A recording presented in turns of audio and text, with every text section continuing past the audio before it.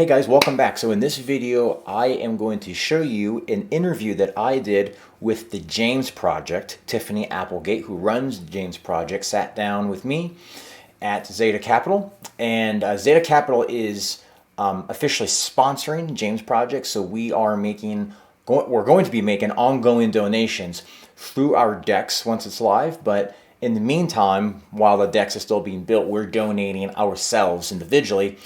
And I just had a wonderful interview with her, and I wanted to put it on this channel because I'm always looking for great charities who are doing really, really special work. And I think this is a special charity that I would love for you guys to check out. It is the James Project. And I want to show you their website really quick, jamesproject.org.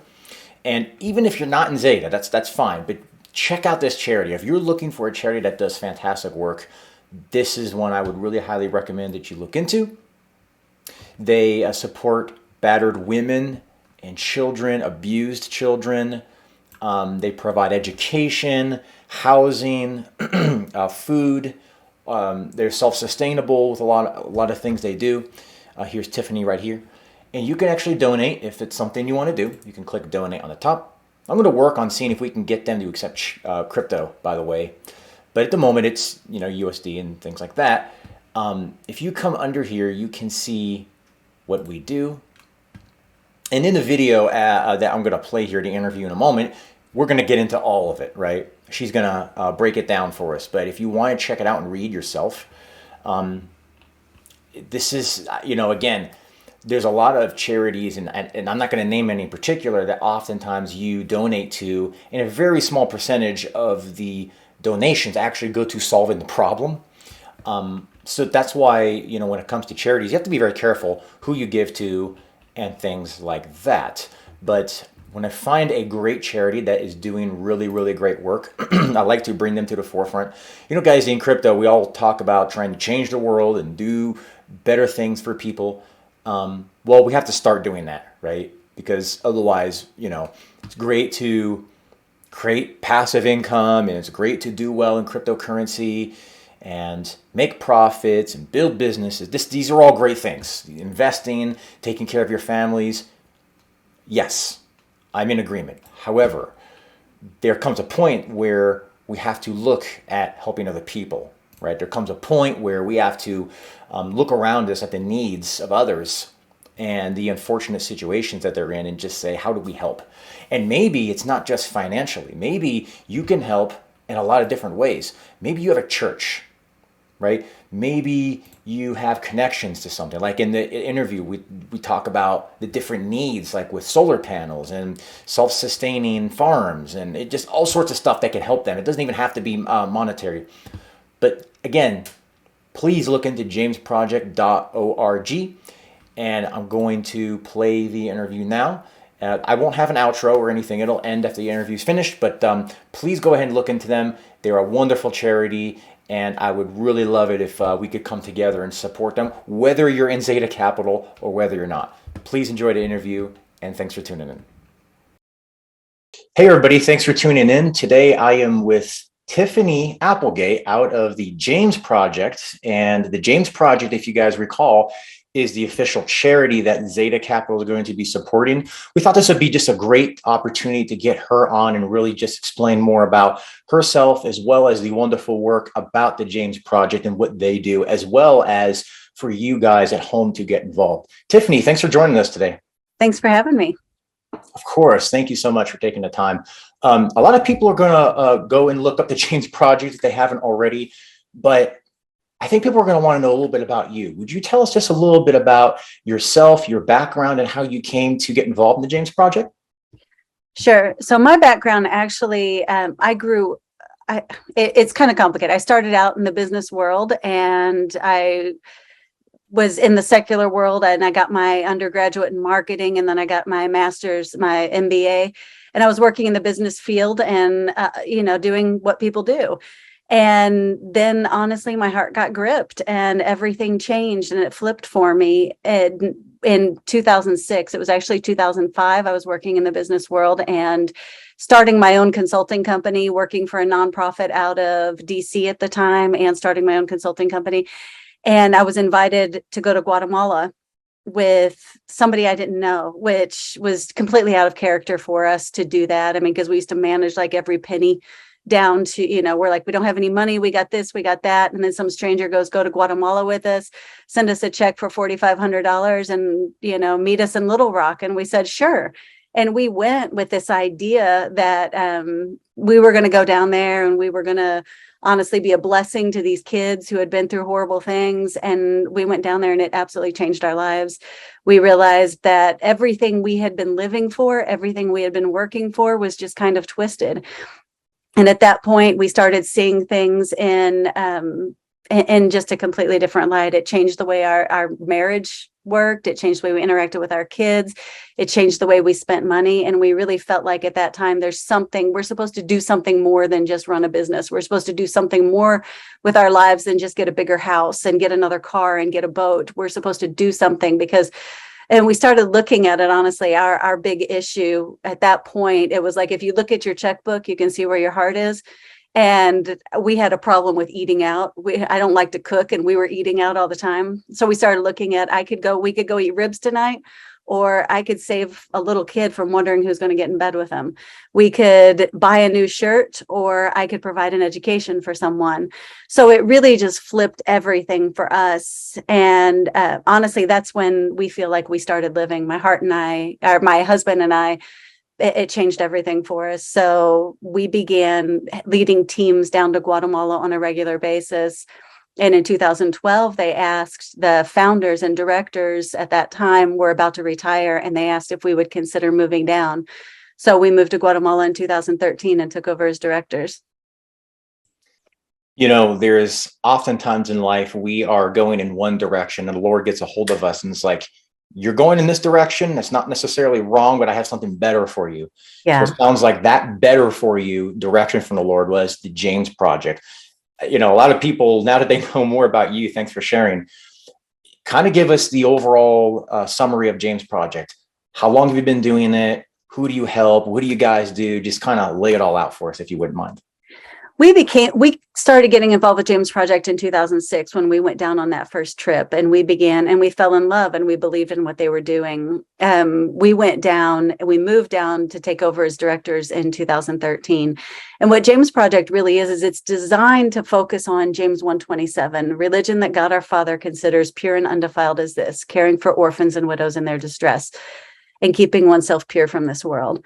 And orphans, there are I think it's like 40 million or 140 million orphans in the world. It's a huge amount. And the reality is now it's not just orphans that are parentless. There's a huge there are social orphans everywhere. There are kids that are being abandoned, that are being neglected, that are physically abused, that are sexually abused, that are being trafficked, even by parents, by family. So the orphans that we serve fall under those categories. Clearly, we have true orphans that we take care of as well, but the vast majority of them come to us through the court system because they have been traumatized in a horrible, horrible way. So we have our biggest program under James Project is our children's home. We have 15.5 acres in Monjas, Guatemala. And on that property right now, we have 6, 7, 8, 9 homes, actually 8 homes that are open at the moment. And where one of the things we'll talk about in a little bit with the donation and what you guys are helping with is we're about to open home number 9, and which will allow us to help. We put 12 kids in every home, and they have a mother and a father in that home that are raising them, eating dinner with them, breakfast with them, teaching them life skills, that type of thing. So we have the homes on the property, and that's our biggest program. We also believe in education. We provide a holistic care for these kids and for the women that we serve, and we'll talk about, but we provide education everywhere from preschool through university. We actually today had I just posted something, our very first girl graduated law school today. Wow, So law school. she is an attorney, and she's been working for us for a while because she still loves us, and she's been giving back and donating. But we have an attorney on hand now, which is great. In-house too. That's right. And she gets it, she gets what the kids are doing, and she's passionate about fighting for their rights, which is so important. And then we have in addition to the school program, we have our women's program where the United Nations says that Guatemala is one of the worst places in the world for women and children to live. Wow. If you look at the statistics, they're horrible. There was a statistic that was published not that long ago. It said 88% of crimes against women and children, including kidnapping, rape, and murder, go unprosecuted. Of the 12% that they actually prosecute, only 4% get justice. So there's no justice. The femicide rate is through the roof. I mean, it's skyrocketing. It's one of the worst in the world. With the pregnancy home, we just opened a teen pregnancy home. And there's only 3 of them in the country. I think there's 3 in the country that are actually serving, have programs specific for them. And it's every hour and a half, a child between the ages of 10 to 14 gives birth to a child that was conceived in rape. And those are the reported cases. But there's a lot of babies that are being had in homes in the mountains that nobody even knows about. Right, sure. So the statistics are terrible. So we're working with the women, and they also call it a widow's community, not because the men are dying, though some of them are, because it's a violent country as well. But there's a lot of men that will have babies, they'll pregnate a woman, and then they leave. And they may be coming to the States, they may be going somewhere else, but they leave. So there's women who are left there with no education, because the average level of education is around 2 years, and they have no jobs available to them, and they're trying to raise these kids. So we're going out and wrapping around these women and helping them to get an education. We're helping them to emotionally, some of them have been through huge trauma, so we're providing psychological help for them if they need to meet with a counselor. We're providing parenting classes. We're providing physical support. They may need food or help to pay rent or gas. But then ultimately we're helping them either find a job that is secure, that will help them sustain their family, or we're launching them into their own small business so that they can sustain their family. And then we've started recently with the community. We're working with the churches in the community so that they can actively get involved after the kids leave our presence, or they are women who are in the community, they can begin to work with them. But more importantly, what we're trying to help them do and start programs is to step in before the trauma happens. Because if we can teach them how to reach out to the vulnerable beforehand, and then you stop the abuse, you stop the trafficking, you stop that because you have a loving, caring community around you, it's way better. Absolutely. So that's James Project in a nutshell. In a nutshell. So is that why you call it the James Project? Because of that scripture? And I'll tell you a little interesting story. So my wife and I are doing a Bible study last night, and I said, we were done with 2 Thessalonians. I said, why don't we just move to James? I love the book of James. I kid you not, we read that exact verse you just quoted. Okay. And I started telling her about the interview I was going to do. And we looked up James Project. And I think we've been looking for like a really good charity to support, a really good organization. And there's a lot of them that are out there, but you don't always get like an inside look behind the scenes at what they're doing. So I think we're really going to probably support your guys' organization, because we've been looking for one. And it's just the fact that you said that and we read it last night. It's just, I had to share that story. That's great. You mentioned something, and you touched on, you have a facility where there are women who are young girls getting pregnant and giving birth between the ages of 10 and 14. Didn't you recently have a girl give birth at the age of 11? She was 11. She came to us at 11. I think she had just turned 12 when she gave birth. And it's horrific. I mean, if you think about a 12-year-old being pregnant, and it's her stepdad, who violated her, and she's there. But what's incredible, it's absolutely incredible. She loves this baby. I mean, to see her beforehand sitting there, rubbing her stomach, talking about her baby, praying over her baby, thinking about what's going to happen. And then I was there when the baby was born, and I was the first one. I was in there. They let you in the operating room. And because she's so little at 12, they had to do a cesarean. And when they did the cesarean across, she still wasn't big enough to get the baby out. So they had to cut her both directions to get this baby out because she was so little. Wow. But this baby came out, and, and she's back at the house now, and she loves the baby, and she's learning how to take care of it. And the good thing about our program too, is because most of the time, when that happens in that situation, they do have to give up their life. They don't have any education. They're mom full time at that point. But in our facility, and I say our facility, we call it a home. It's not, we're not an institution. In our family, we have somebody who watches the baby after 40 days. In Guatemala, they have to 40 days, they have to be without anything going on. So they have 40 days where they can't go back to school, they can't go to work, they can't do anything. And then after 40 days, we have somebody who will watch the baby for her so she can continue getting an education. So that baby is getting good nutrition, which down there they believe things like don't eat avocados because it's going to turn your breast milk black. Oh, wow. The first 40 days, you can only have chicken broth. The mother can only have chicken broth for 40 days. So that baby normally comes out malnourished, or is being malnourished that whole time because they're drinking breast milk with nothing in it. Wow. So they're getting good nutrition. She's able to breastfeed. The baby's getting early education, good nutrition. She's getting an education. She can leave, have breaks during the day, come breastfeed the baby, and still go back and get the education she needs. So she's not having to give up her whole life. And unfortunately, adoption is not a common thing in Guatemala. The country is closed to international adoption because they're not Hague compliant. Oh. And culturally in the country, it's just not common. It's still kind of a thing of shame. A lot of times adoption is, so it's just not common. It's something that we're hoping and praying will grow and will become more normal, but it's not part of the culture at this point. So at this point, the best thing for her and that baby in that situation is for her to have a future and learn how to take care of that child so that they can be a healthy family as they grow. I think that's great because you guys recognize a lot of the problems, and the problem is obviously these people have been affected in a really bad way, but then how do they retranslate back into society? Mm-hmm. And that's something that you guys are taking care of. And I think that, providing all of the things they need now is great, but you guys are also looking what they need later as well. Yeah. And I think that is really going to be able to transition the people back into society. And, I just love the work you guys do.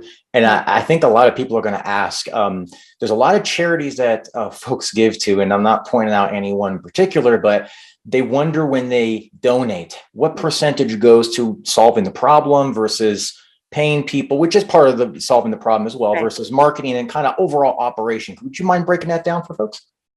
Sure. We have, and you can pull up our 990 James Project International and look at it, but less than 5% goes to administrative and marketing costs. So 95% is going to programs. Wow.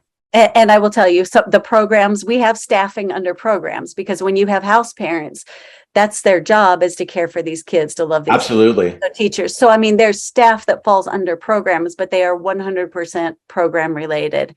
For administrative and marketing, it's less than 5% goes towards that. Wow. But that's because we're hoping things like this are such a huge help for us because we're not pouring money into marketing. So people who can come alongside us and help us get the word out as to what's happening, that's the best way to share.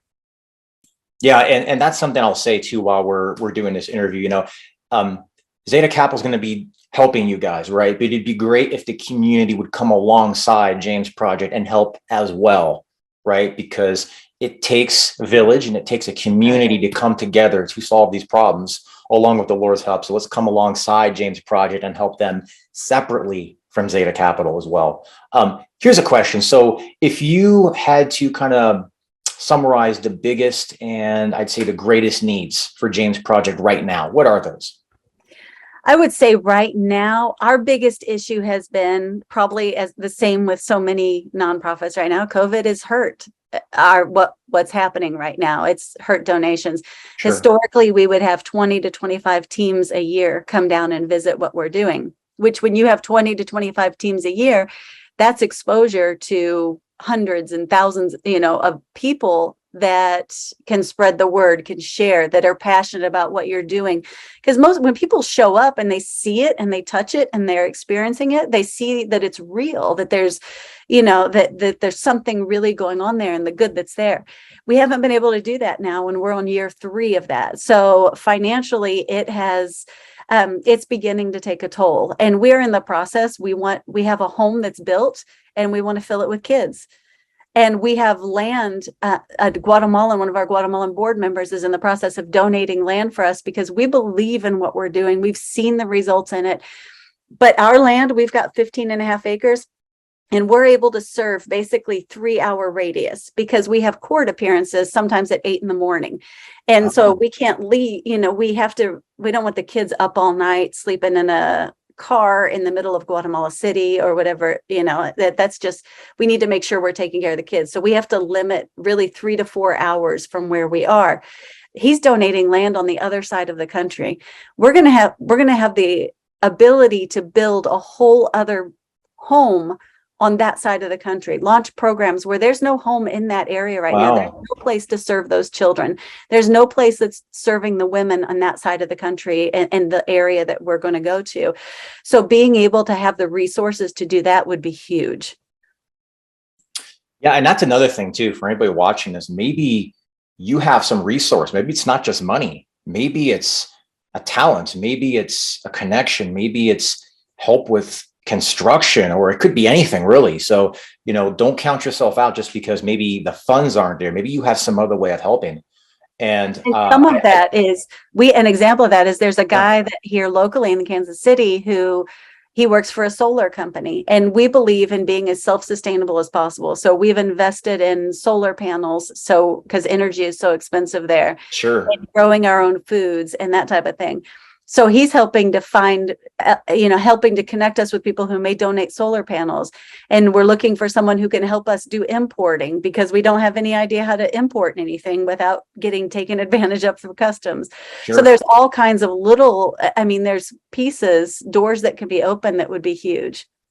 And we have a community of all sorts of backgrounds, I can tell you that. So if any of you guys are listening to this and you think you might have something to help James Project, please get in touch with Tiffany at jamesproject.org and reach out. I think about this, Tiffany, you've probably seen thousands, tens of thousands of women and children at this point, would you say?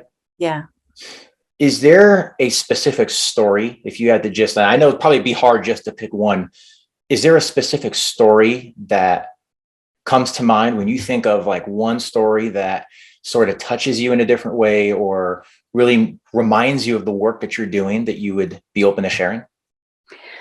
There are stories of success that I can share, and there are stories of heartbreak, because the reality is there's a lot of heartbreak when you're dealing with people from trauma. And so if you'll allow me, I'll share both. Please do.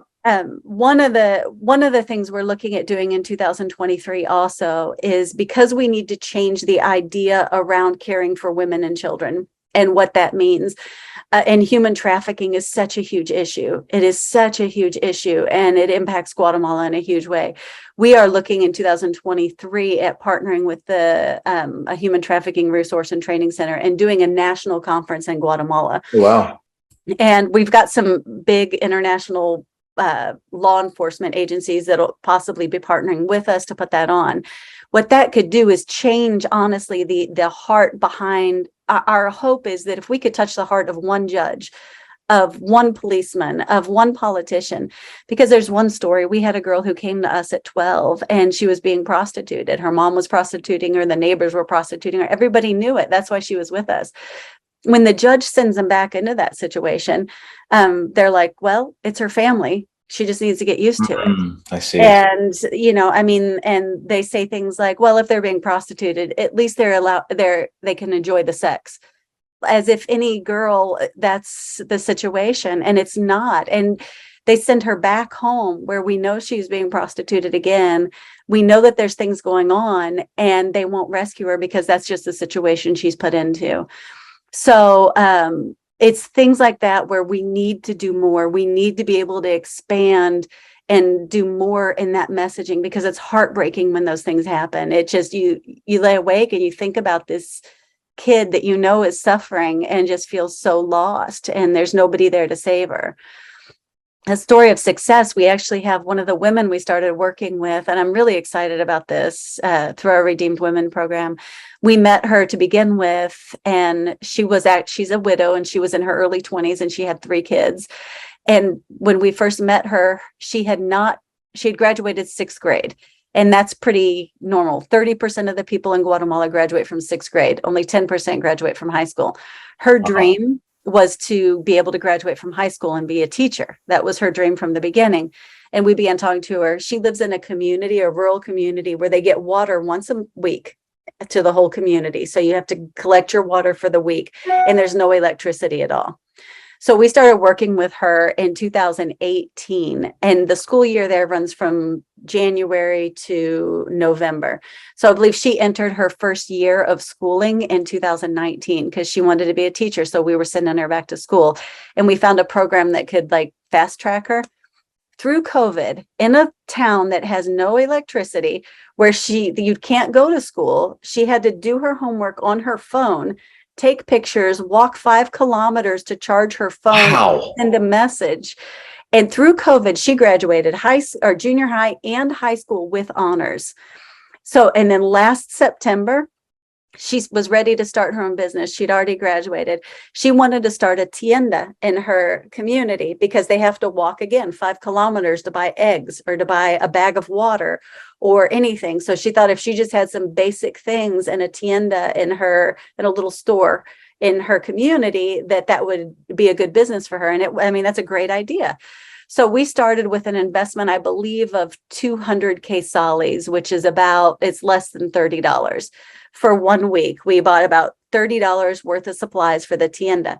By January, she was investing over 1,000 Q of her own money every week into that tienda. She had built during this an adobe house for her and her family. She had been able to purchase a solar light so she could charge her phone and keep things running. She began tutoring the other kids in the community so that they could go to school. She began giving out breakfast to all the kids in the community so they would not be hungry when they went to school. Wow. She's just done incredible, incredible things. And she's just a testimony. And through that, we've begun inviting a church out. So there's a church that's coming out, a pastor that's coming out about every 2 weeks. People are getting saved. They're getting baptized. It's just exploding. And she's running her business. She's tutoring. She's growing her business. She's putting in electricity. There's a water filtration system that's been put in now. So she's done incredible things, which touching one person has now just spread out and touched so many through just relationship and a small investment. Yeah. And I think people forget that. They're like, well, it's just one person. It's not just one person, because that person goes on to help other people. And, we are partnering with you guys. And I think, a lot of people in crypto, I hate to say it, there is a very big greed factor in it. And a lot of people do talk about helping the world and using money to help change the world. And you can certainly do that. This is real change. This is the change that these people need. And it's a change that they need in the part of the world that needs it too. Mm-hmm. Come alongside them, guys. And even if it's like, man, maybe you have a church, maybe you're hearing this and thinking my church would love to get involved with this. I don't think there's anything out of bounds here for people wanting to help you guys. Those are two very different stories. So thank you for sharing that. That was, it was touching to me personally. But let me ask a question. What does the Zeta partnership mean to James Project? And I asked that question because I don't know how many partnerships specifically you guys have. I'm going to take a wild guess and probably say there's not too many crypto partnerships you have, nope, but just kind of overall, exactly. And just like overall, what does the Zeta partnership mean, and how do you guys intend to plan to use the funds, from our donations? I just want to thank you for your donation. When I got the notification that you guys were going to donate the $5,000, it came, just so you know, at a time where I really needed encouragement. I was in Guatemala at the time, and we'd been walking through some tough situations with different things. So it was so encouraging to hear. So I appreciate it so much. It means a lot to us on a variety of ways. The donation means a lot, and I'll come back to that. But you guys are opening new doors for us. You are our first crypto partner. This is something brand new for me, something that we're walking into and learning, but it's something that needs to be done. It's where the world is going. It's the direction the world is heading. So you're leading us forward into something new, and then opening doors for us to some new people as well. So, that means a ton to us. So I'm so grateful for that. And then the donation that you gave is going to allow us to open this new home. I believe that within the next month and a half, we're going to be opening the 9th home, and we're going to have 12 more girls on that property that aren't aren't worrying who's getting in bed with them at night, aren't worrying if they're going to be able to eat, aren't worrying if they're ever going to get to study. And that's because of the donation and investment you guys are making. So I'm so grateful. Every new child that comes into that house will be a testimony to your giving. So thank you. Oh, of course. And I mean, this is the change, right? That I think not just businesses, but in this space where there's just so much money flying everywhere. This is the change that I think projects need to start making. And this is just one of those charities that, you know, when you see the work that is being done, when you actually can see the people that it's touching and the people it's impacting and the communities that it's impacting. You know, crypto is a big area with a lot of people and a lot of opinions and a lot of money. But if we can come together and help a charity like this is how we make real change. And we'll see if we can get you guys to accept crypto donations down the road as well. I think that would be a lot easier for people who don't want to deal with fiat as well. Yep. But so just kind of let's end on this. How can people get more involved? What can they do if they say, yeah, I love the work you guys are doing, I want to jump in? What do they do? You can do a couple of things. Obviously, go to our website, jamesproject.org, and you can connect with us there. You can connect with me, send me an email, contact me directly. I would love to talk with you. My email is tiffany@jamesproject.org. So I would love to connect with anybody. And we've got ways for you to get involved financially. If you have talents, connections you want to share, if you want to come visit, we can make it happen because we believe in what we're doing and we love to show off what God's doing in Guatemala. That's a perfect way to end. And, you know, remember a lot of people that all things can work for good for those who love him and are called according to his purpose. And there's a lot of bad things that can happen in the world, right? But there's a lot of things that can be turned around as well. And I think one of the greatest tragedies is when we get blessed, if the blessing ends with us. We should be a conduit to take the blessing and bless other people, serving the Lord by serving his people and doing his work. So I want to thank you, Tiffany, for joining us. Thank you for the time. Everybody, please go to jamesproject.org. This is one of, I'm sure, many conversations we'll have. We love supporting the James Project, and we know you guys will as well. So please check them out. Until next time, thank you, take care, and God bless.